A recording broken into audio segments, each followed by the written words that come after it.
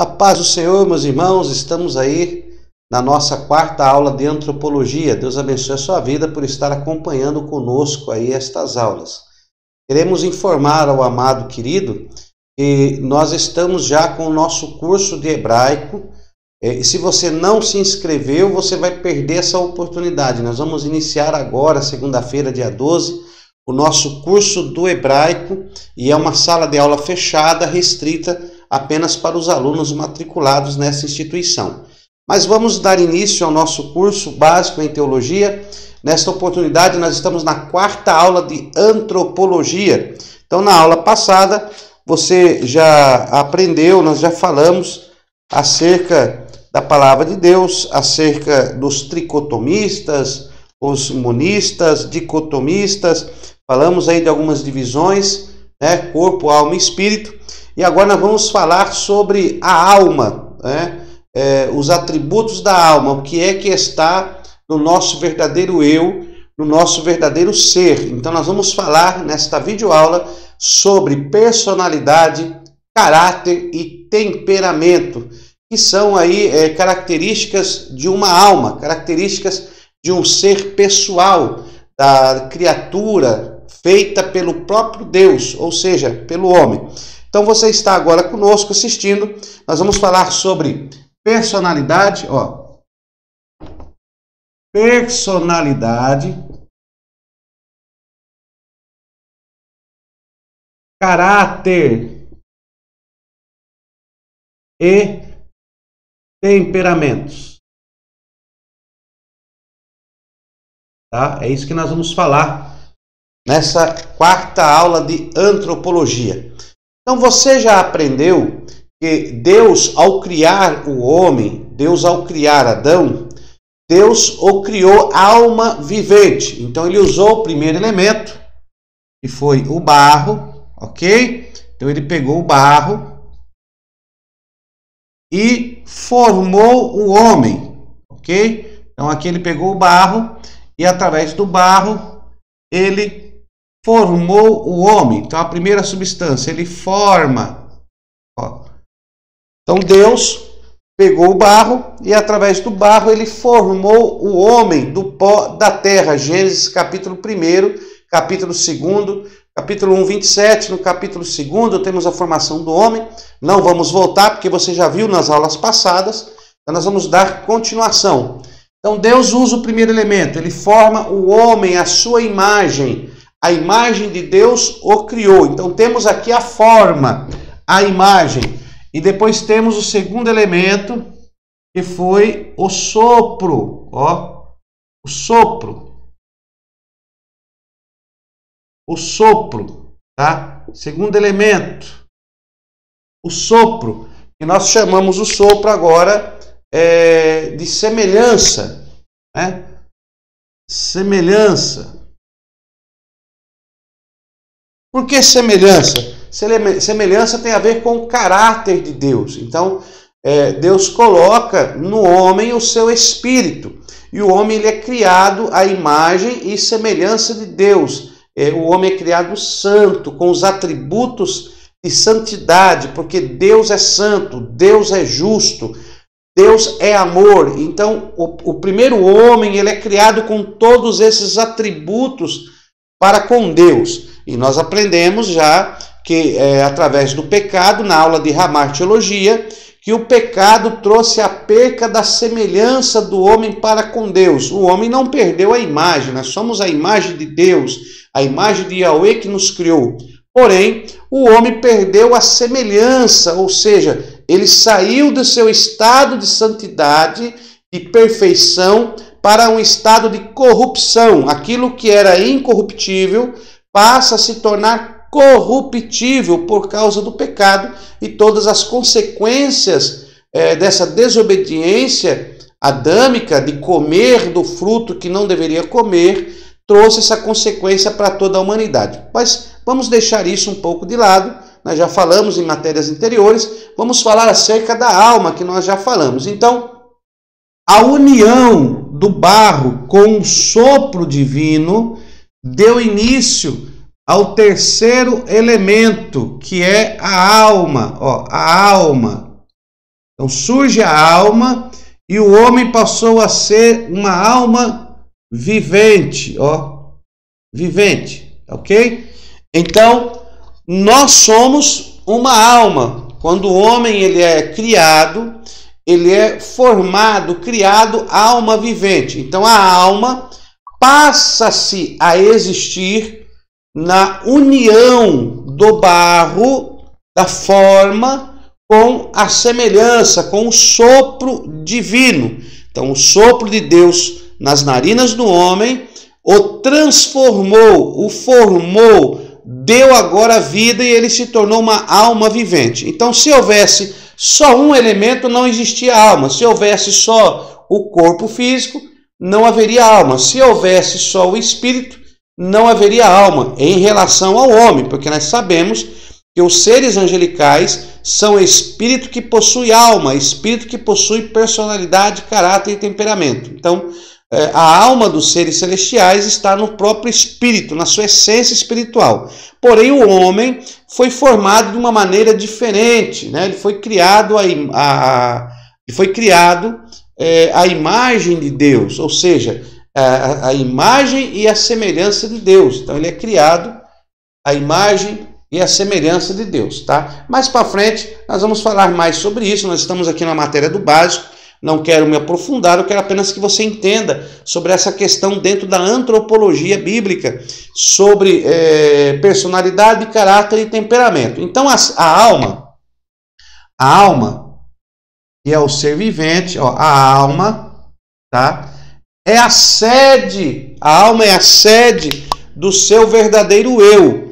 Você é uma alma que se utiliza do corpo físico para acessar o mundo físico. E esta alma se utiliza do espírito para acessar o mundo espiritual. Tá ok? Então é aqui, ó. Corpo, ó, olha aí. Ó. Corpo, alma e espírito. Esse é o seu verdadeiro eu.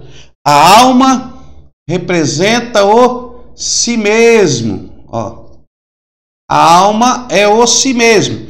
Então você se utiliza do corpo para o mundo, ó, mundo físico. E se utiliza do espírito para o mundo espiritual. Olha aí. Ok? Então vamos entender isso aqui. Então você é uma alma vivente. Você não é, esse corpo não representa o que você é. O corpo é apenas um receptáculo, a morada, a casa, o templo aonde a tua alma habita. E o teu espírito faz parte deste templo, porque o teu espírito traz a vida espiritual para este templo físico. Tá me entendendo? Depois você vai entender melhor sobre essa questão. Porém, o nosso alvo é falar sobre personalidade, caráter e temperamento. Então a alma é a sede das suas emoções. Então na alma está a sua personalidade. Ó, na alma está a sua personalidade, na alma está o seu caráter, ó, e na alma está o seu temperamento. Ok? Então tudo isso aqui está na sua alma. Ok? Tudo bem? Então na sua alma está a sua personalidade, está o seu caráter e está o seu temperamento, tá? Na nossa apostila aí, no nosso material didático, você vai encontrar sobre isso na página de número 15. Então nós temos aí a personalidade. A personalidade é o nosso total modo peculiar de ser. Então a personalidade é o que te faz pessoa, é o seu modo de ser, de viver, de atuar, né? Então a personalidade é o nosso total modo peculiar de ser, caracterizado por nossas ações, reações e expressividades. Então, a personalidade, a sua personalidade é caracterizada por suas reações. por suas realizações, pela sua maneira de se demonstrar, né? Que você se torna aí uma pessoa. Então, a personalidade, ela é um conjunto. Ela é um conjunto de qualidades físicas, intelectuais e psíquicas que caracterizam um indivíduo. Então, a personalidade é esse conjunto intelectual que te faz expressar como indivíduo. Então, você como indivíduo, você é reconhecido como indivíduo por causa dessas expressões, dessas características. Então, quais são as características da personalidade? Anota aí. Personalidade. Então, aí nós temos aqui, primeiro, intelecto. Intelecto. Segundo, sentimento e vontade. Vontade. Então, é isso aqui que te torna pessoa, que te faz ser um ser pessoal. O que te torna um ser pessoal, pessoa, racional, que está além dos animais? Então, no corpo estão os instintos físicos, porém a alma, ela tem em si essas características: intelecto, sentimento e vontade. O que é intelecto? Intelecto, marca aí. O intelecto tem a ver com o ser criativo. Você é intelectual, você pensa, formula ideias, né? Você tem aí o poder criativo através do seu intelecto. Então, o intelecto, ele faz parte, é uma característica da sua alma. Eu não quero me aprofundar mais, porque como nós estamos no básico em teologia, dentro dessa antropologia bíblica, você tem que entender estes mecanismos, e eu quero passar da maneira mais fácil e simples para que você entenda. Nos níveis mais superiores, nós iremos trabalhar mais profundamente nessas etapas. Porém, o intelecto é o que te torna diferente como pessoa. Por exemplo, os animais. Os animais, eles agem por instintos. Parece até que eles possuem o intelecto, mas o intelecto tem um poder criativo de formular ideias. Então, um ser que ele tem intelecto, inteligência, sabedoria, e aí nós vamos encontrar dois tipos de intelectos, né? Dois tipos de sabedoria: o intelecto divino e o intelecto humano. Então, esta alma possui o intelecto humano. Para ter o intelecto divino é necessária a atuação do Espírito em plena comunhão com Yahweh. Então nós temos aqui Yahweh, Yahweh, né? Temos aqui Yahweh, o nosso grande único Deus, que vai agir através do Espírito, desta comunhão, este elo de comunhão que é feito para com Deus através do Espírito.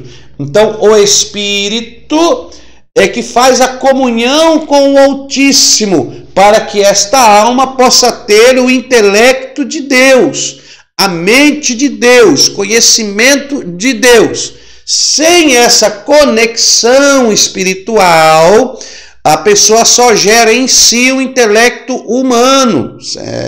É impossível ela trazer a si o intelecto de Deus devido à falta dessa conexão espiritual. Tá entendendo? Então, quando o homem nasce de novo e recebe no seu espírito o Espírito Santo, o Espírito Santo traz essa conexão de volta para esta alma. E esta alma, através do Espírito, passa a ter o seu intelecto, acesso ao intelecto divino, e passa a ter e formular conceitos, formular interpretações, formular revelações. Então o Espírito Santo quer formular na sua alma e trazer para a sua alma o intelecto do Altíssimo, o intelecto de Deus. Tá? Estou indo bem devagar, bem simples.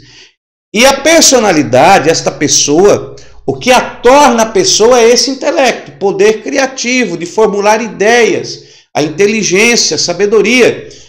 Um animal, ele não consegue formular ou criar fórmulas, ter esse poder criativo. Um exemplo do intelecto de Deus agindo no homem. Olha aí, abra a sua Bíblia, lá em Êxodo. Olha, Êxodo, vamos ver aqui, Êxodo capítulo 32. Abra aí a sua Bíblia, eu estou abrindo a minha aqui do lado, tá? Êxodo capítulo 31, ó. Êxodo 31. Olha, Êxodo capítulo 31, versículo 1. Disse mais o Senhor a Moisés: Vê, eu chamei por nome a Bezalel, filho de Uri, filho de Ur, da tribo de Judá. E o enchi. Olha o que diz aí a palavra de Deus, versículo 3. Êxodo 31, versículo 3. E o enchi. O enchi de quê? Do Espírito de Deus, de habilidade, inteligência e conhecimento. Olha aí. Habilidade, inteligência e conhecimento. Então Deus, através do seu Espírito, ele se comunica com a alma humana e deposita nela, olha aí, habilidade, inteligência e conhecimento. Para quê? Para quê? Olha aí, versículo de número 4. Para inventar, intelecto, poder criativo. Inventar obras artísticas e trabalhar em ouro, em prata e bronze, né? Para as questões espirituais de Deus. Então Deus, quando ele queria construir os utensílios do tabernáculo, da sua morada, como o homem não tinha o conhecimento celestial, essa conexão, porque no Antigo Testamento, no Primeiro Testamento, nós vemos que os homens eram carnais e o Espírito Santo não estava morando, não atuava no seu interior. Então era necessário que o Espírito de Deus descesse sobre ele e fizesse essa conexão. Mas hoje, quando aceitamos ao Senhor Jesus, nós temos o Espírito Santo em nosso interior e ele faz essa conexão direto com Deus. O véu foi aberto, o caminho está aberto e você tem conexão direta com o seu Senhor. Então o próprio Deus vai trabalhar e vai trazer o intelecto do Yahweh para a sua vida e você começará a pensar os pensamentos de Deus. Olha que coisa linda, o agir de Deus sobre esta alma através da sua personalidade, e o seu intelecto desta pessoa começa a ser cuidada, gerada, transformada por Yahweh, pela conexão espiritual do seu espírito que habita na personalidade do homem, no seu espírito. Então temos aí o intelecto, que torna esta alma um ser pessoal, tá? Então o intelecto torna um ser pessoal, ok? Dentro da personalidade também está o sentimento. Olha aí, sentimento. O que é sentimento? O sentimento é o que a alma passa a sentir, a vivenciar através desse sentido que a alma se utiliza. Então a alma, ela tem, para ter sentimentos, a alma que está aqui, que foi criada, a alma vivente, ela possui um corpo físico para ter os sentimentos físicos. Então nós temos aí dois sentimentos que a alma passa a adquirir: sentimento físico e sentimento espiritual. Então a alma se utiliza do corpo para o sentimento físico. Quais são os sentidos que a alma se utiliza para o mundo físico? Aí nós temos os sentidos do corpo, né? Audição, olfato, paladar, visão. Então nós temos aí, só aqui no nosso uresh, na nossa cabeça, nós possuímos aí 4 sentidos. Olha aí: audição, visão, olfato, paladar. 4. Pastor, e o quinto? O quinto está nas mãos, nos pés e no corpo, que é o tato. Se alguém encosta em você, você sente, você tem o sentimento do toque, que é o tato. O tato das mãos, ao pegar algo, você sente se ele é macio, duro. O tato dos pés, ao você caminhar. Então você tem o tato que está no corpo. E na cabeça temos aí 4 sentidos que foram colocados para guiar o corpo físico. Que seria audição, visão, olfato, paladar, né? Ao degustar alimentos. Então, esses 5 sentidos do corpo estão ligados à forma para que a alma possa sentir o mundo físico. Agora, o mundo espiritual também tem os seus sentidos. Então, os sentidos aqui do mundo espiritual, onde está a adoração, onde está o louvor, esse desejo de conexão para preencher aí um vazio que foi deixado por causa do pecado. A corrupção corrompeu o que era incorruptível, né? O que era imaterial foi corrompido, pois perdeu a conexão com o Altíssimo. Então essa conexão tem que ser restaurada, e ela é restaurada com a presença do Espírito Santo de Deus. Os verdadeiros adoradores adorarão o Pai em espírito e em verdade. Você quer sentir a Deus? É só através dos sentidos espiritual. Então Deus quer operar no seu sentimento.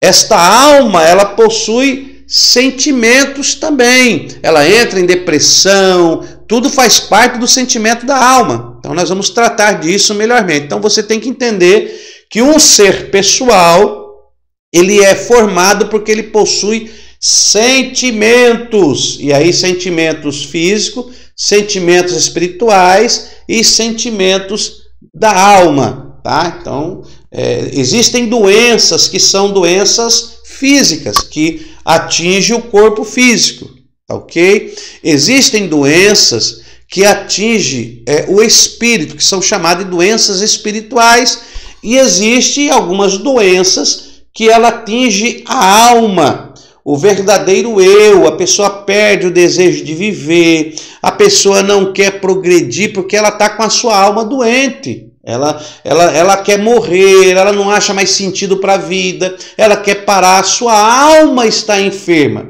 Nós temos um exemplo da mulher do fluxo de sangue. Ó, a mulher, fluxo de sangue. Tá?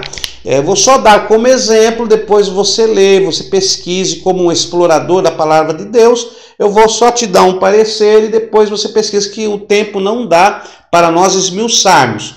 Mas veja bem, a mulher do fluxo de sangue. Jesus, olhando para aquela mulher, quando ela toca nas vestes de Cristo, Jesus disse para ela: mulher, a tua fé te salvou.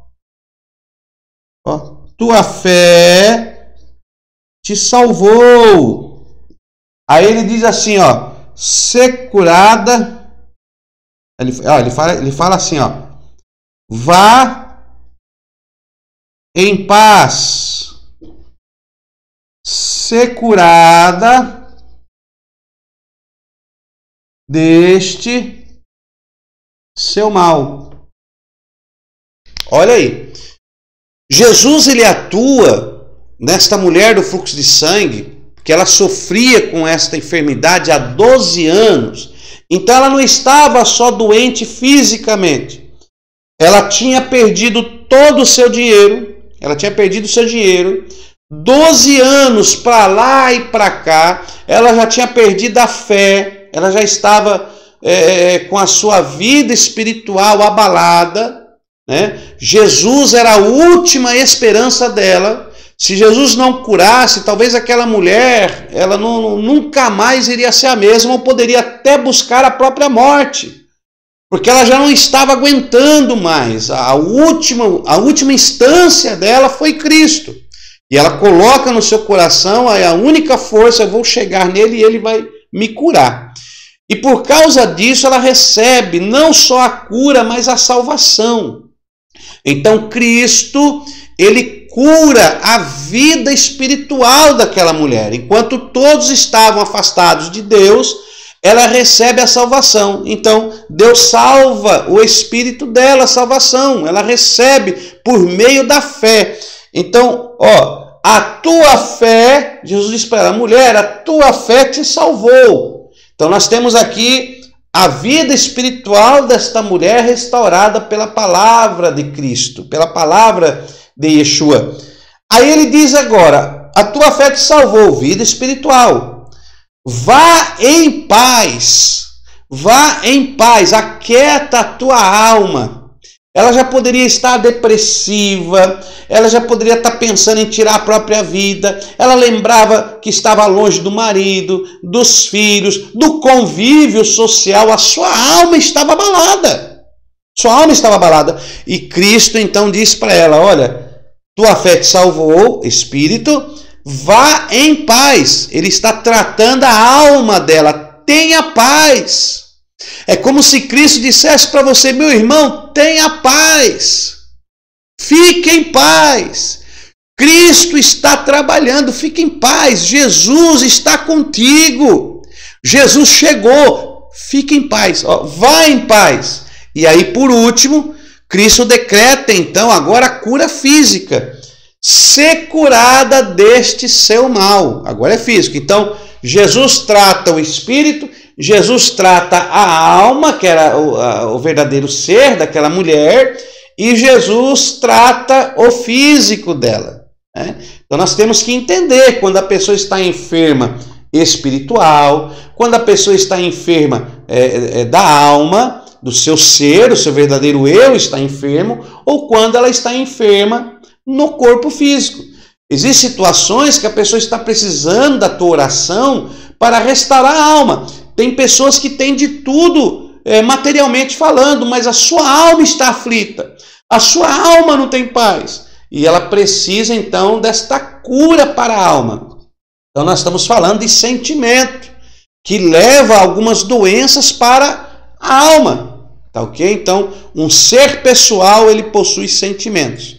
Então é isso que o torna pessoal, tá ok? Depois você vê com mais tranquilidade, você vai ler lá, tá bom? A mulher do fluxo de sangue, e Deus vai te revelar isso. O nosso Senhor Jesus, ele quando entra com um processo de restauração, no ser total do homem. Essa restauração é no ser total. Porque o Senhor diz: olha, serei salvo, eu te darei vida, e vida em abundância. Não é só uma área, esquece, não, é vida em abundância. Em todas as áreas você receberá a vida do Senhor. Então nós estamos falando da personalidade. E a outra é vontade, cara, intelecto, sentimento e vontade. Olha que coisa gloriosa. Todos nós temos vontade, ou seja, desejo e força de realização. Vontade de viver, vontade de realizar algo. Essa vontade, ela é subjetiva ao seu querer, ao seu fazer. Se você tiver vontade de estudar a palavra de Deus, ninguém te segura. Imagine quando uma pessoa, eu me lembro outrora, antes de conhecermos a Jesus, nós queríamos ir para um determinado lugar, não tinha impedimento. Isso faz parte da vontade, o desejo, o querer. E aí tem a vontade física e a vontade espiritual, onde a alma, ela pende para a vontade física ou ela pende para a vontade espiritual, porque a alma, o seu verdadeiro eu, aonde cedia a sua vontade, vai se utilizar do corpo físico para realizar a vontade e do espírito para realizar a vontade espiritual.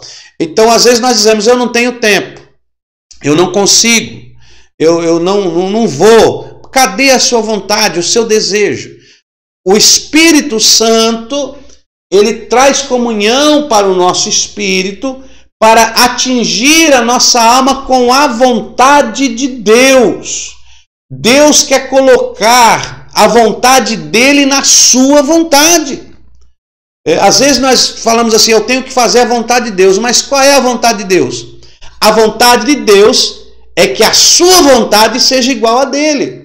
Não adianta Deus ter uma vontade para a sua vida, Deus quer fazer isso com a sua vida, mas o seu desejo é o lado ao contrário, o seu desejo é ir para o outro lado. Então Deus quer, através do Espírito, sintonizar essa vontade do seu ser junto com a vontade espiritual, ok? Então você tem que ter essa vontade aí no seu coração, essa vontade que você tem, ela tem que ser direcionada pelo Espírito Santo. Então, é vontade. E isso te torna um ser pessoal. Então, quando nós falamos de personalidade, personalidade que são as características. Personalidade é uma característica da alma, que torna essa alma pessoal. É a personalidade. A personalidade, para ser pessoa, ela tem que ter intelecto, sentimento e vontade. Se ela não possui intelecto, poder criativo, poder de formular ideias, se ela não tiver sentimentos, não é apenas uma planta, um objeto, ela possui sentimentos porque é um ser vivo. E esses sentimentos estão divididos entre sentimentos humanos e sentimentos divinos, sentimentos espirituais. E se ela não tiver vontade, ela não é uma pessoa, é apenas uma matéria criada por Deus e gerada nesta terra. Mas você é um ser pessoal. E a personalidade não é igual para todos. Cada um tem uma personalidade diferente. Mas o Espírito Santo quer trazer uma única personalidade para a sua vida. Qual personalidade, pastor? A personalidade que ele quer trazer para a sua vida é a personalidade de Cristo. Uma personalidade controlada pelo Espírito, dentro da essência de Yahweh. Esta personalidade quer invadir a tua alma e te tornar uma alma vivente diferente, uma alma que reflita a glória, a vontade, o intelecto e o querer de Deus para com a humanidade. Então, essa vontade que Deus quer impor em você. Tá? Então, Deus quer tratar a sua personalidade. Deus quer mudar a sua personalidade. E Ele só vai conseguir isso através da conexão do Espírito Santo, da comunhão que ele vai trazer para a sua vida para poder operar estas coisas. Depois nós temos aí o caráter. Tá? O caráter, ele é formulado. Ninguém nasce com caráter bom ou caráter mau. Aqui tá ok? Ninguém nasce. Uma criança, quando nasce, ela vai, através do período da inocência para consciência, ela irá aflorar a sua personalidade. Ela já nasce com personalidade, porém será aflorada quando ela sai da inocência para a consciência, onde ela vai começar a demonstrar os aspectos da sua personalidade, porque ela está em fase de aprendizado, ela está em fase de assimilação. E o caráter não é diferente. O caráter, ela é formado no indivíduo, nesta pessoa, tá? O caráter é uma face da personalidade. Então, o caráter é formado na pessoa pelo que ela ouve, pelo que ela vê e pelo que ela pratica. Guarde isso, ó. Pelo que ela ouve, B, vê, e a letra C, pratica. Ok? Pelo que ela ouve, pelo que ela vê e pelo que ela pratica. É assim que é formado. Então, o que ela ouve, o que ela vê, o que ela pratica, vai formar o caráter desta pessoa.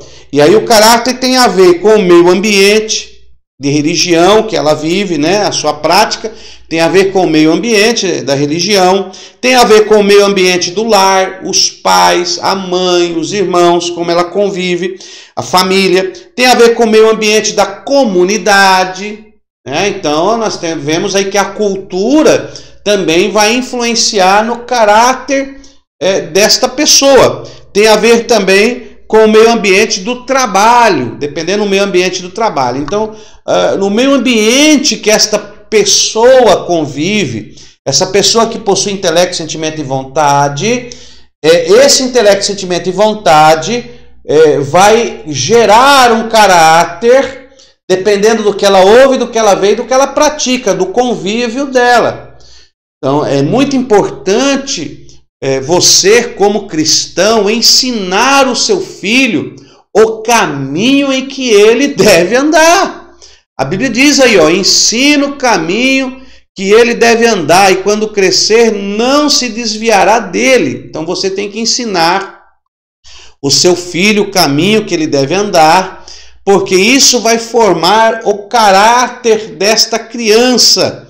Nós vemos crianças pequenas que, devido à convivência com os pais, o que ela ouve, o que ela vê e o que ela faz, usa de maneiras pejorativas ou até mesmo escandalosas ainda como criança, e os pais batem palma. Às vezes ela está fazendo algo que é errado e os pais estão elogiando porque aquela criança consegue fazer aquilo e o seu caráter está sendo formado. Eu não quero entrar no contexto da cultura judaica, porque se formos entrar nós vamos ver como eles criam os filhos deles e como os ocidentais aqui na América do Sul nós criamos esse estado que nós chamamos de estado laico, né? Como que nós criamos, a diferença é muito grande. Nós estamos sendo muito inadimplentes na criação de nossos filhos, muito inadimplentes. Então você que ainda tem seu filho pequeno, o caráter dele está sendo formado e este caráter depende do que ele convive, do que ele ouve, do que ele vê, de como ele pratica isso dentro do seu lar, no trabalho, aonde ele vai, na escola. Então, dependendo dos seus amigos, vai ser formado o caráter desta pessoa. Então, você tem que trabalhar ainda quando ele é criança, aonde o seu caráter está em pleno desenvolvimento. Então, a alma, ela tem personalidade, ela tem caráter. E o caráter é formado no indivíduo, tá? Ele não nasce com caráter bom, caráter ruim. Esse caráter é formado pelo que ele ouve, pelo que ele vê e pelo que ele pratica, tá, ok? E depois nós temos, eu estou andando um pouquinho mais rápido, senão vai ficar muito longa esta aula, mas vai anotando aí, posteriormente nós vamos aprender muito mais coisas, nos aprofundamentos dos níveis mais aprofundados da teologia, nós vamos tratar de alguns assuntos e você já vai estar sabendo. Como nós estamos tratando do básico, você precisa ter isso em mente. No nosso material aí, em PDF que você recebeu, pode abrir aí na página de número 15 que você vai ver isso aí detalhado. Então nós temos aí agora, dentro da alma, os temperamentos. Temperamentos.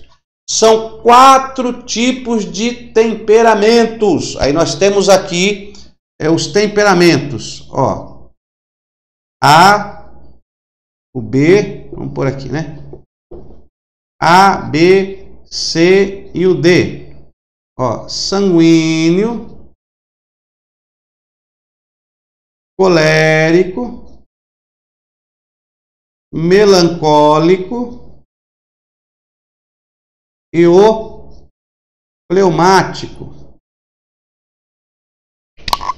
Nós temos aí o sanguíneo, colérico, melancólico e fleumático. Então, guarde essa estrutura aí, tá ok? Guarde essa estrutura.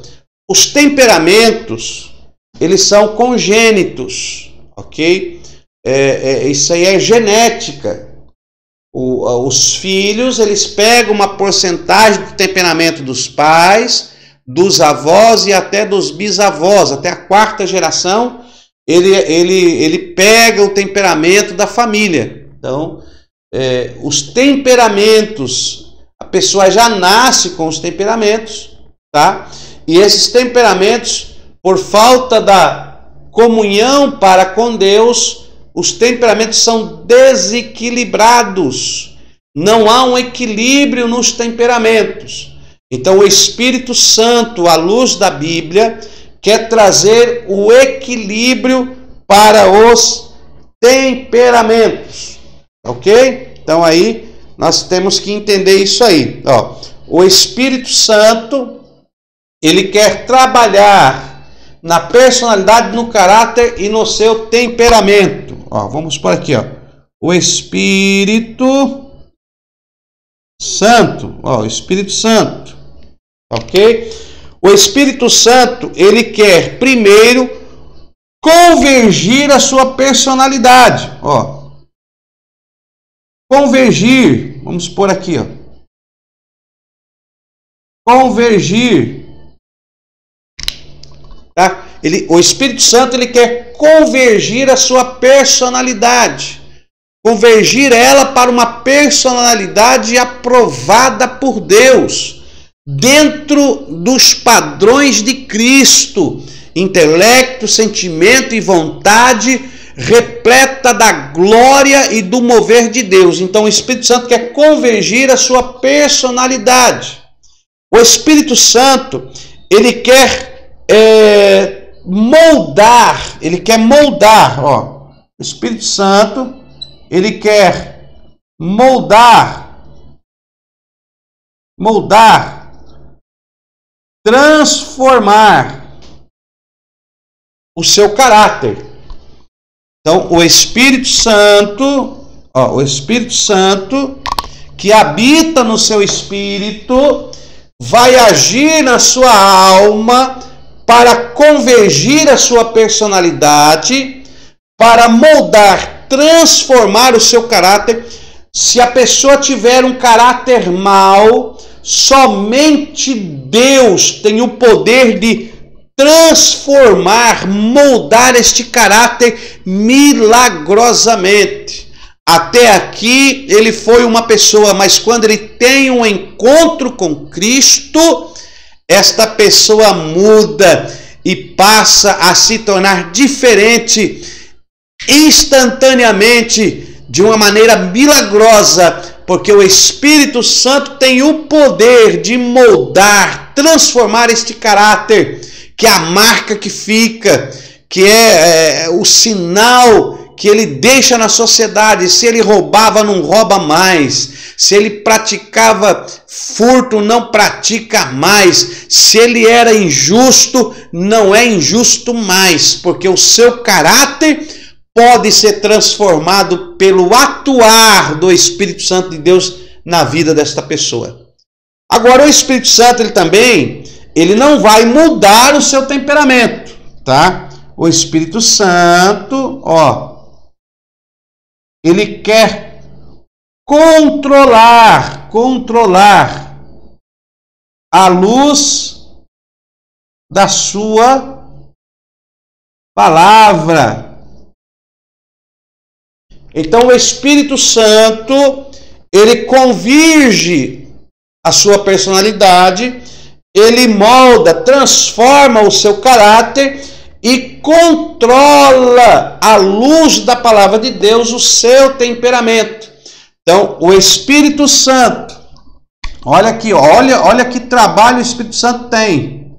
Ó, ele quer convergir a sua personalidade, ele quer moldar o seu caráter e quer controlar os seus temperamentos, tá? Então, o Espírito Santo, através desta comunhão, vai convergir esta alma a Cristo. Essa personalidade é convergida a Cristo. Esse caráter é transformado a Cristo. E estes temperamentos é controlado por Cristo. Olha aí. E quando isto acontece, o Espírito traz as bases do reino, para esta alma. Quais são as bases do reino? Justiça, paz e alegria. Olha aí. Romanos, está lá em Romanos. As bases do reino. Justiça, paz e alegria. Se não me engano, Romanos 14, 27. Deixa eu ver se é isso mesmo. Romanos capítulo 14, versículo 27. Vamos ver se é isso mesmo. Romanos 14, 27. Deixa eu ver se é isso mesmo. 14, 17. Olha aí. Romanos 14, 17. Muito junto, né? Deixa eu apagar aqui. Muito junto, você não vai entender. Então, deixa eu mudar aqui. Romanos 14, aí sim, 17. Porque o reino de Deus não é comida e nem bebida, mas é gozo, paz, justiça, paz e alegria no Espírito Santo. No Espírito Santo. Então, o Espírito Santo, ele traz as bases do reino de Deus na sua vida. E essas bases do reino de Deus começarão a agir na sua vida quando a sua personalidade, o seu caráter e seu temperamento estão totalmente sob a influência do Espírito Santo. E aí sim você pode dizer que você está cheio do Espírito de Deus. Não é fácil, não é verdade? Não é fácil. Mas é isso aí. Então vamos falar aqui um pouco mais personalidade, caráter e temperamento. Então vamos falar acerca dos temperamentos. Vamos dar aqui uma apagada e vamos falar aqui sobre os temperamentos, para que você possa entender melhor o Espírito Santo. Então, você já sabe que o Espírito Santo ele não transforma, não muda o seu temperamento. O seu temperamento ele é congênito, ele é herdado dos seus pais e não tem como Deus transformar os seus temperamentos. Deus ele vai dar apenas o controle. Então vamos colocar aqui a sua alma. Faça assim, sua alma. Sua alma. Temperamentos. Então, temperamentos da sua alma. Vamos colocar assim, fazer assim, Vamos dividir assim. Olha que beleza. Dividir assim. Tá? Para ficar mais fácil. Ok? Então, existem 4 tipos de temperamentos que nós já citamos. Sanguíneo, colérico, melancólico e fleumático. Então, vamos colocar aqui, sanguíneo e o colérico. Sanguíneo, colérico, melancólico e o senhor fleumático. Ok? Fleumático. Quem fez esse estudo sobre os temperamentos, é um estudo muito glorioso, e quem fez isso foi, os primeiros estudos foram feitos por Hipócrates. Vamos colocar aqui, Quem fez esses estudos foi Hipócrates, tá? Hipócrates, ele era um grande médico grego, ele era um grego, tá? E ele era um grande médico. Ele viveu no ano 460 até o 370. 460 mais ou menos até os 370 antes de Cristo. Então ele era um médico grego que viveu antes de Cristo. Você pode observar que ele viveu no período interbíblico ali entre os gregos, e ele era um grande médico. E ele fez esse estudo que foi considerado um dos maiores estudos acerca da personalidade do ser humano. Ele era um médico, ele atendia muitas pessoas e ele fez esse estudo que até nos dias de hoje, são mais de 2000 anos, e não foi preciso mexer nesse estudo, nem aumentar e nem mexer em nada. Ou seja, até hoje não houve a refutação ou atualização. E tão maravilhoso que foi esse estudo que ele fez acerca da personalidade humana, acerca do homem, que não houve alteração nesse estudo.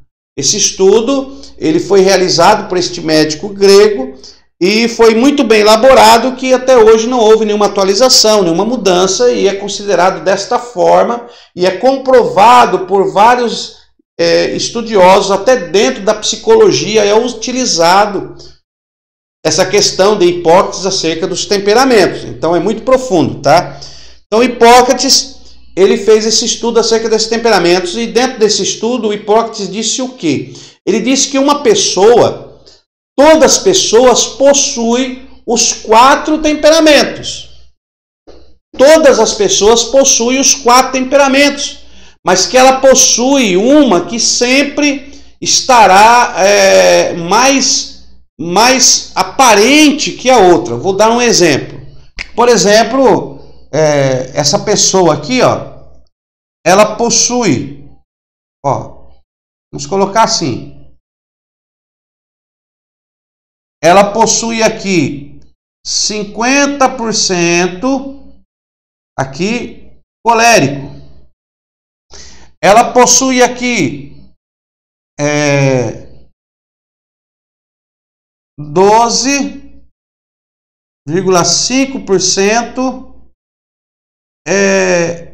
sanguínea. Possui aqui 12,5% melancólica. Possui aqui, ó, 25% fleumática, fleumática. Então ela possui 50% colérica, 25% fleumático, 12,5% sanguínea e 12,5% melancólica. Então ela possui os 4 temperamentos. Ó. Esta pessoa possui congênita nela, na sua alma, esses 4 temperamentos. Porém, você vai observar que o temperamento, a nomenclatura colérica é 50%, é mais que as outras. Então esta pessoa ela terá tendência de aflorar nela, na pessoa dela,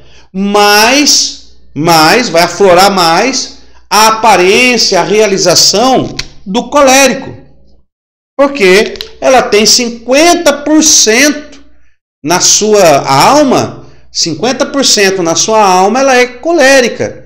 Então os outros temperamentos são menores, ela tem menos proporção. Por quê? Porque não há um equilíbrio. Isso aqui nós chamamos de desequilíbrio. Ó. Desequilíbrio. Desequilíbrio, não há um equilíbrio. Por não haver um equilíbrio, que ela tem mais colérico, menos fleumático, menos sanguíneo, menos melancólico, porque não há um equilíbrio nessa pessoa. Então essa pessoa, a tendência dela é ser mais colérica. Por quê? Porque o temperamento colérico é o que está mais aflorado. Deu para entender? Vamos fazer diferente para você entender mais ainda.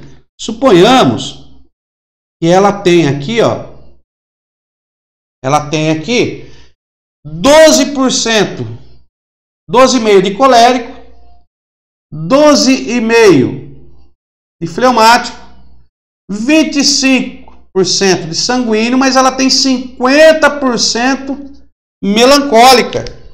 Então, qual temperamento vai aflorar mais nela? Qual que ela vai aflorar mais? Que você, ao ver a pessoa, você vai detectar mais. O temperamento dominante. O temperamento dominante é o melancólico. Por quê? Porque ela tem 50% de melancólico.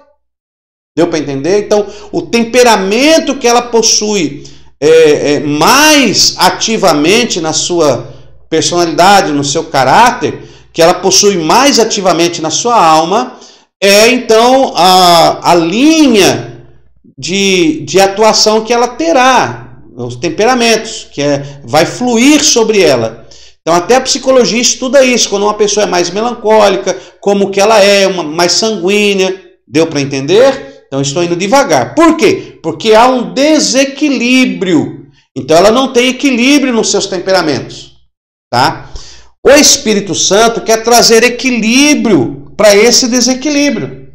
Então o que o Espírito Santo ele quer fazer aqui? Ora, o Espírito Santo ele quer fazer com a pessoa um equilíbrio nos seus temperamentos. Quando a pessoa tem a atuação do Espírito Santo, ela não vai ter os temperamentos desequilibrados, ela vai ter equilíbrio. Ó. Equilíbrio. Equilíbrio. Vai ter isso aqui, ó. Isso é equilíbrio. Olha aí, ó. Sanguíneo, melancólico e fleumático. Sanguíneo, colérico, melancólico e fleumático, ó. 25%, 25%, 25% e 25%. Quando ela tem um equilíbrio nos seus temperamentos, ela tem controle, domínio próprio. E aí ela vai manifestar o seu temperamento na hora certa, no momento certo. Ela não se deixa levar pelo momento, pelas emoções, porque ela tem um equilíbrio. E você nunca sabe se ela é colérica, se ela é melancólica, se ela é fleumática, porque dependendo da situação, ela vai fluir um temperamento de atuação. Por exemplo, Cristo. Cristo, ele era perfeito, então ele tinha os seus temperamentos controlados. Cristo, ele foi sanguíneo quando tinha que ser, quando ele expulsa o pessoal do templo. Ele foi colérico quando ele tinha que ser, quando ele enfrentava os fariseus. Ele foi melancólico quando tinha que ser, quando tinha que aguentar alguma acusação. E foi fleumático quando tinha que ser, quando passou pelo sofrimento da cruz. Então aqui é como se fosse o evangelho controlado na sua vida. Olha aí, Mateus, Marcos, Lucas e João. Leão, leão, sanguíneo, quando tem que ser, é a força do leão. Rei, temos aí o colérico, Temos o colérico, temos o melancólico e o fleumático. Eu não quero entrar agora nesse assunto, senão nós vamos longe. Mas está refletido. Então, o evangelho, através do Espírito, quer controlar os seus temperamentos, porque quando há o equilíbrio, o diabo não trabalha na sua vida, meu irmão, porque o diabo ele trabalha no desequilíbrio, O diabo ele quer isso aqui, O diabo ele quer o desequilíbrio, porque ele quer agir na sua vida, e para ele agir você tem que perder o controle, você tem que estar desequilibrado, você tem que estar com seus temperamentos descontrolados. Aí um vai fluir mais e ele vai trabalhar no seu temperamento que flui sem controle, porque está acima dos demais e vai agir fora de hora, fora de tempo, fora de época, e ele vai agir e vai te levar à destruição.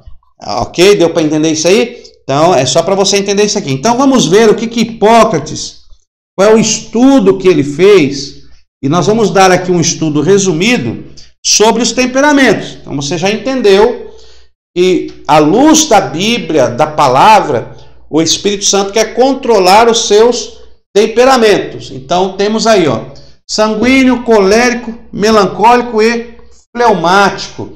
Então, nós temos aqui duas características, duas nomenclaturas, tá? Duas conjecturas desses 4 temperamentos. Então, vamos colocar aqui,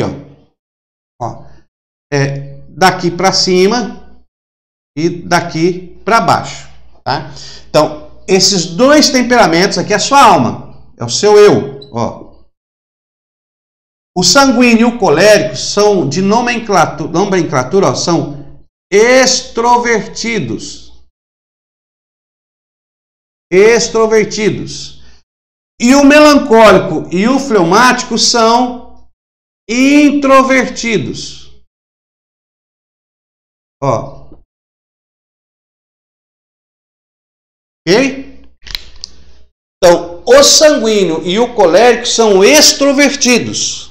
São aqueles temperamentos que põem para fora, que se manifestam. São aqueles temperamentos que são extrovertidos. São para fora, é uma força motriz da personalidade para fora, que atinge todo mundo. Já o melancólico e o fleumático são introvertidos. São mais em si mesmo. Não gostam de levar os problemas para os outros, são mais na deles, são mais devagar, então são mais introvertidos, tá ok? Então, os extrovertidos já se manifestam logo, os introvertidos já demoram um pouco para se manifestar, porque eles são mais cuidadosos, mais resguardados, então você já começa a detectar aí, tá? Então temos aí o sanguíneo, colérico, extrovertido, melancólico e fleumático, introvertidos, tá ok? Então vamos falar aqui do sanguíneo. Ó, o sanguíneo, a pessoa sanguínea, o seu sanguíneo, ele é otimista, o seu sanguíneo ele é emocional, ele chora com facilidade. Pensa num camarada chorão, é o sanguíneo. Ele chora, ele vê uma cena, ele chora com facilidade. Ele chora muito facilidade. Ele é compassivo, ele é brincalhão, ele é alegre, né? O seu sanguíneo, o pior defeito do seu sanguíneo, eu não vou me aprofundar muito, tá ok? Mas o pior defeito do seu sanguíneo aqui, ó, vou colocar aqui, ó, ele é alegre, ó, alegre, né? Brincalhão, ó, brincalhão. Chora fácil, né? Chorão, chora fácil, ele tem um bom coração, só que o problema dele, vou colocar aqui, o problema do seu sanguíneo, se ele não for controlado pelo Espírito Santo, ó, se o Espírito Santo não controlar o seu sanguíneo, o problema dele é que ele fala sem pensar. Ok? Isso tem vários defeitos, mas nós estamos citando só um para não tornar muito grande esse estudo. Mas você pode procurar se aprofundar nisso. Então, o sanguíneo, ele fala sem pensar. Ele é explosivo, ele é dinâmico, ele vai fazer algo, ele já quer para agora. Não, eu quero agora. O seu sanguíneo, ele tem essa tendência, né? Ele é precipitado, ele não mede as circunstâncias, ele não mede a consequência de seus atos. Ele acha que isso é uma qualidade. Não, eu falo mesmo, o que eu tenho que falar eu falo na hora, não levo nada para casa, e às vezes isso não é bom, e o diabo trabalha nesse descontrole, justamente por ele falar sem pensar, achando ele que está fazendo certo. Eu falo mesmo, qualquer hora, e nem sempre existe um momento de falar e um momento de se calar, só que o sanguíneo ele não sabe o momento de se calar, ele só sabe o momento de falar. E o diabo trabalha nesse desequilíbrio. Então ele precisa do Espírito Santo para controlá-lo. Porque ele pode levar uma alma à morte por falar sem pensar. Esse é um problema muito sério do seu sanguíneo que não possui o Espírito Santo. E ele precisa ser controlado. E o Espírito Santo quer controlar. Ok? Vamos mais rápido para nós não demorar muito. Olha lá. O segundo extrovertido é o seu colérico. Tá? Um exemplo do sanguíneo aqui, ó. Vamos dar um exemplo bíblico do sanguíneo aqui, ó. Vamos colocar aqui, ó. Marca aí, Pedro. Pedrão, né? Pedro é o maior exemplo do sanguíneo, tá ok? Aí nós temos o Pedro antes do Espírito Santo e o Pedro depois do Espírito Santo. Pedro era tão sanguíneo que ele cortou a orelha de Malco, achando que estava defendendo Jesus, foi para a oração armado de uma espada, mas tudo bem, vamos deixar isso para lá. Tá? Então um exemplo aqui é Pedro, temperamento, descontrolado. Mas quando Pedro recebeu o batismo no Espírito Santo, que passou a ter controle, Pedro mudou. Ele já não cortou mais a orelha de ninguém, já não bateu mais em ninguém, já não avançou mais em ninguém, mas não perdeu o seu temperamento. Deus quer usar o sanguíneo. Porque o sanguíneo, ele vai mesmo, ele não tem vergonha. Você quer ver o batismo com o Espírito Santo? Sabe quem recebe primeiro o batismo no Espírito? É o seu sanguíneo. O seu sanguíneo, ele pula, ele levanta a mão, ele não tem vergonha, ele chuta a cadeira, ele não se preocupa, porque ele é sanguíneo. Ele tem esse temperamento. É para ir, vamos, estamos juntos.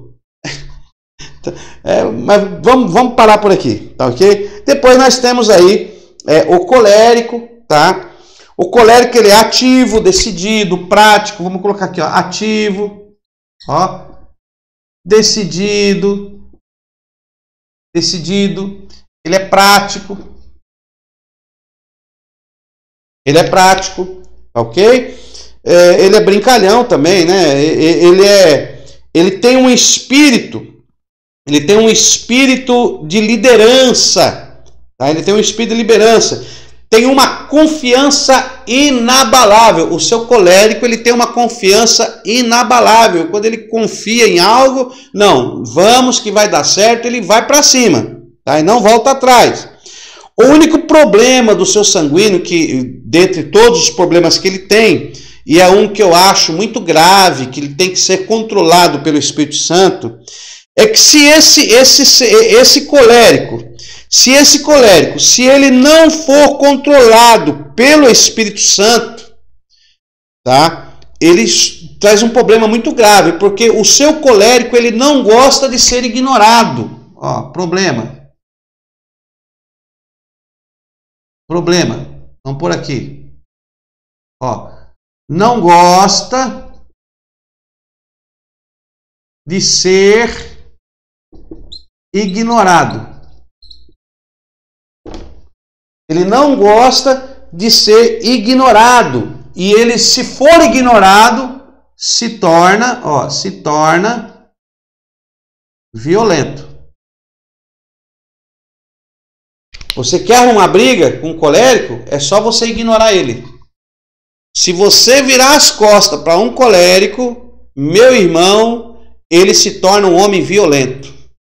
Se você perceber que a pessoa é colérica, não desconsidere o que ela está falando, não vire as costas, porque ele se torna violento. E ele parte para cima, tá?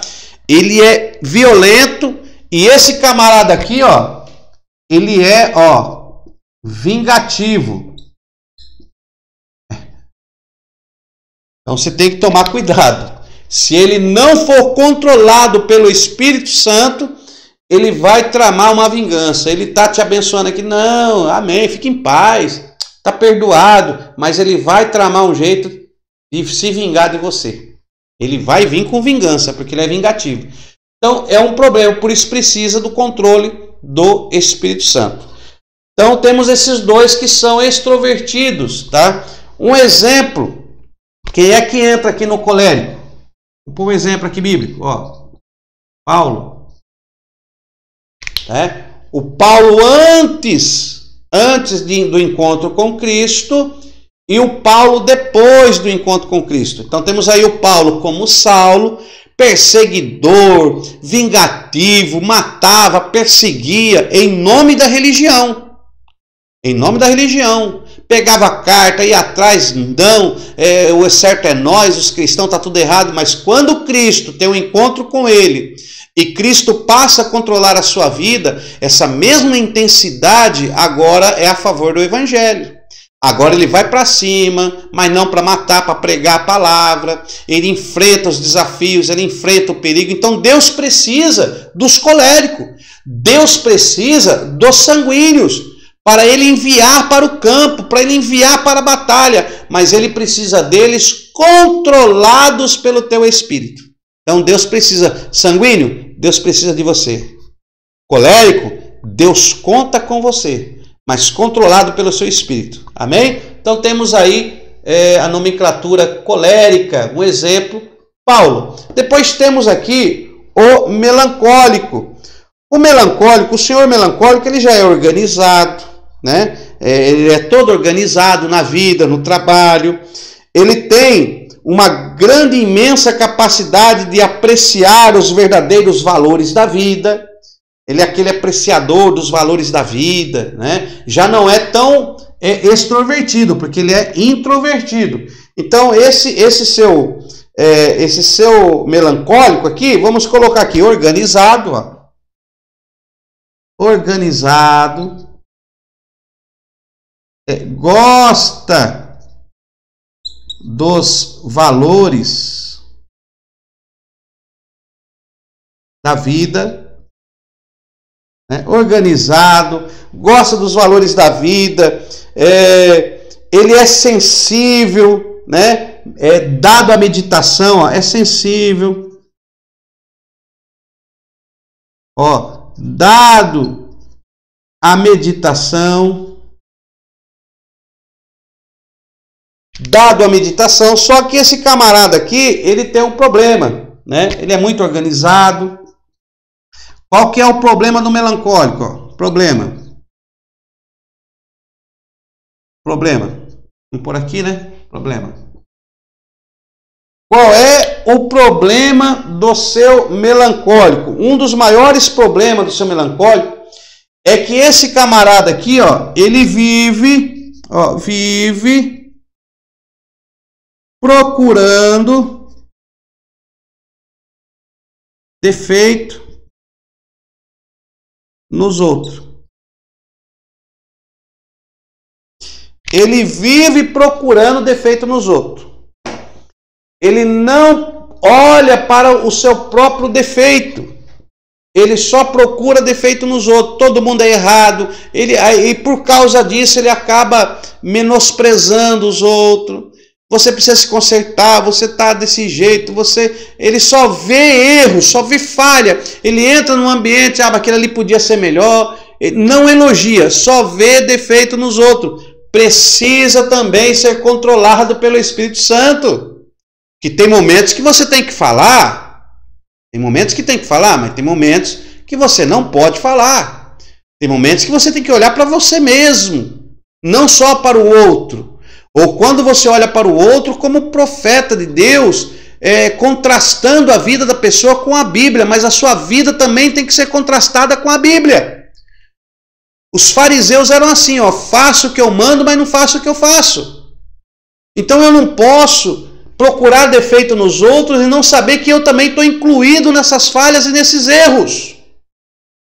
Problema do melancólico.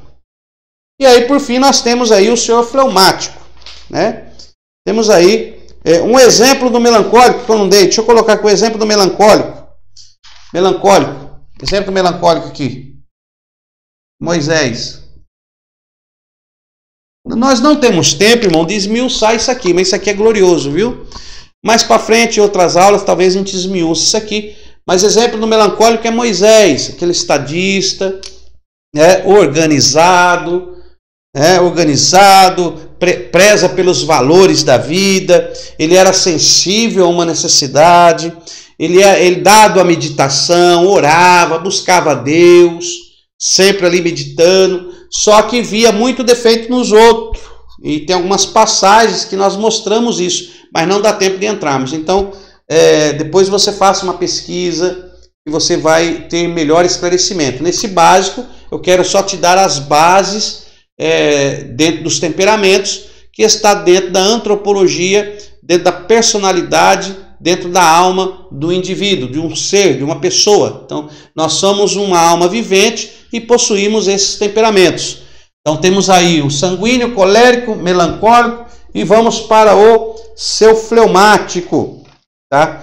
O seu fleumático, ele é altamente qualificado, ele é um bom conselheiro. Então, vamos colocar aqui, ó, bom conselheiro.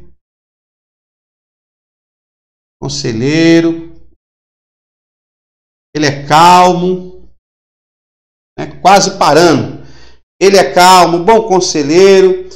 O seu fleumático, ele sabe ouvir,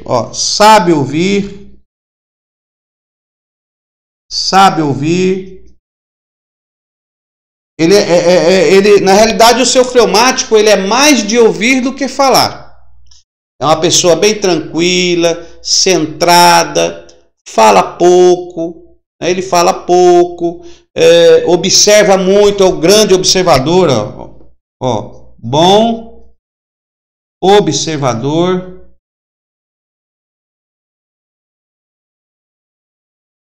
grande observador.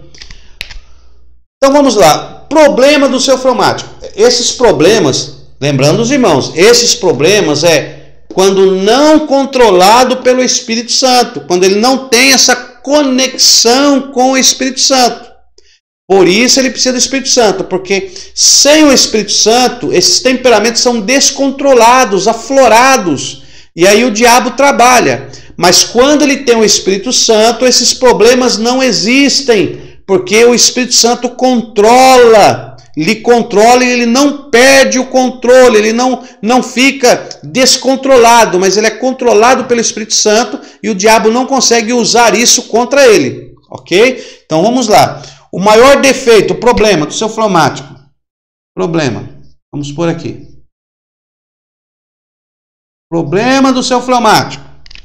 Qual é o maior problema do seu fleumático? O problema do seu fleumático é que ele te mata na unha. Problema. Mata na unha. O que é essa expressão mata na unha? É que ele te faz sofrer quando você irrita ele. Ele sabe que você quer as coisas para a hora, então ele te faz sofrer. Por exemplo, os extrovertidos aqui, se nós fosse pôr uma velocidade de atuação, uma velocidade de temperamento, então esses aqui são todos 100%. 100% ativo, 100% ativo. É aquele sanguíneo ativo, 100%, não para. Né? Esse sanguíneo colérico, eles não gostam de esperar por ninguém. Porque eles são extrovertidos, eles não têm paciência, eles não esperam por ninguém. Se quer ver, você faça um colérico te esperar, por exemplo. Ele não te espera. Você deixa ele irritado. Se você marcar um horário e não chegar no horário, ele fica irritado porque ele não te espera. Ele vai embora e te deixa. Agora você imagina um encontro. O melancólico, em velocidade, em comparação com o sanguíneo e o colérico, o melancólico ele chega aí a uns 50%. Mas o fleumático, de todos, ele é o temperamento mais lento, mais demorado na reação. Então, esse fleumático aqui, se nós fosse pôr uma velocidade para ele, a velocidade dele é de 10%. 10%. Enquanto o melancólico é 50%, enquanto esses aqui, é 100%. Então você imagine uma mulher que é sanguínea, e essa mulher casa com um fleumático. Só imagine. A mulher diz assim, bem, a lâmpada queimou, troca a lâmpada. Ele fala, já vou trocar. Mas não vai, porque ele é 10%, ele é lento, ele é tranquilo. Bem, a lâmpada, já vou trocar. Sabe o que vai acontecer, meu irmão? Essa mulher aqui vai trocar a lâmpada, porque ela não aguenta esperar, ela é sanguínea. Quando ele pensar em trocar a lâmpada, sabe o que ele vai dizer? Poxa, já trocou, amor? Ela vai falar, já troquei. Não aguentei te esperar. E se você empurrar, quanto mais você empurra esse fleumático, que ele é o mais lento, quanto mais você empurra ele, mais ele para. Quanto mais você falar para ele que tem que fazer, é aí que ele não faz. Se ele perceber que você está com raiva dele, ou que você está empurrando, ele te mata na unha. É agora que ele vai... Não, também não vou fazer. Então isso aqui é espetacular. Depois você estuda isso aqui, tá? São os temperamentos que Deus não muda. Deus não muda. O Espírito Santo, ele dá o controle dos temperamentos na sua vida. Deus abençoe e até a nossa próxima aula. Na quinta aula nós continuamos. Até a nossa próxima aula no nome do Senhor Jesus. Deus abençoe sua vida.